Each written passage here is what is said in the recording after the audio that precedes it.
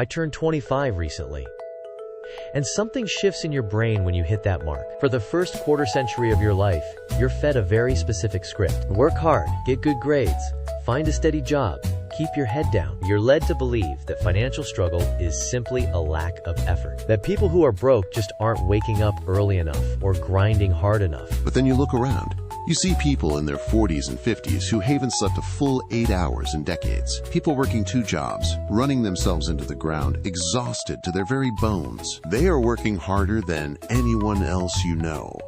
But their bank account is still sitting at 0. That's when the illusion cracks.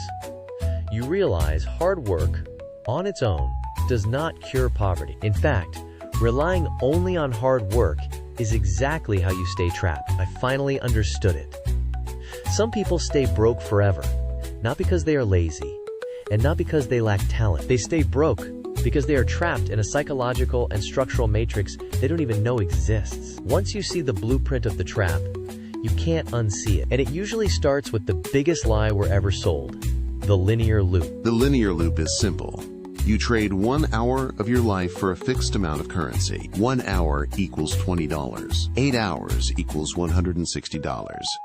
It sounds fair, right? But here is the brutal math of that system. Your time is finite. You only have 24 hours in a day, and you have to sleep for some of them. If you can only make money when your body is physically moving, processing a document, or standing behind a counter, your income has a hard ceiling. The people who break out aren't working 400 hours a week.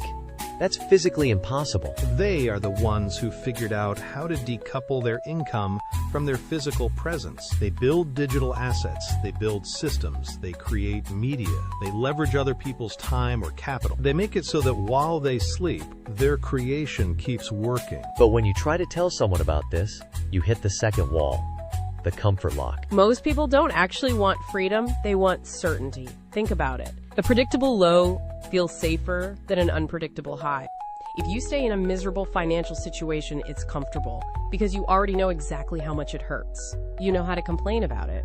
It's a familiar routine. To break out of being broke, you have to do something that makes you look completely foolish to your peers. You have to start the project that might fail. You have to write the script that might get 0 views. You have to spend your weekend studying high-income skills while everyone else is at the bar. Most people will choose the comfort of known misery over the terrifying discomfort of potential success every single time. And then comes the age of 25, the great divider. This is the era where people start getting their first real promotions or landing their first major clients. Suddenly, there are a few extra commas in the bank account. And right on cue, the looking rich tax collects its dues. We live in a culture that worships the appearance of wealth over the reality of it. The moment someone gets a $1,000 raise, they immediately sign a lease on a car that costs an extra $400 a month. They upgrade the apartment. They buy the clothes with the massive logos. They think they are climbing the social ladder, but they are just building a prettier cage. They confuse lifestyle inflation with actual wealth. Wealth isn't what you spend. Wealth is what you keep. Wealth is the quiet power of having enough runway in the bank that you can walk away from a toxic boss without sweating. It's the ability to say no. But when you spend every dollar trying to look like you've made it, you hand your leverage right back to the corporations. You become a high-earning slave to your own overhead. You're one missed paycheck away from panic, completely dependent on the very system you claim to hate. If you're 25 and realizing this right now, congratulations, you're early. But realizing it isn't enough. You have to switch your posture from financial defense to financial offense. Defense is looking at your bank account, panicking about bills, and trying to figure out how to cut back on a $4 coffee. You cannot save your way to true wealth by cutting out small joys. Offense is looking at your skills and asking, how do I increase my value to the world? How do I build an asset that scales? How do I create leverage? It means you stop being just a consumer of culture and you become a creator of it. You stop buying the things that lose value the second you leave the store. And you start investing your time into building things that compound over years. It's a lonely path initially.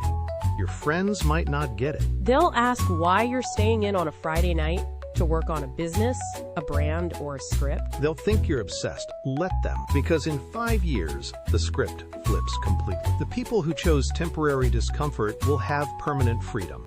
And the people who chose temporary luxury will still be running on the same treadmill, wondering why they can never seem to get ahead. Stop trading your life for pennies. Build leverage. Play offense.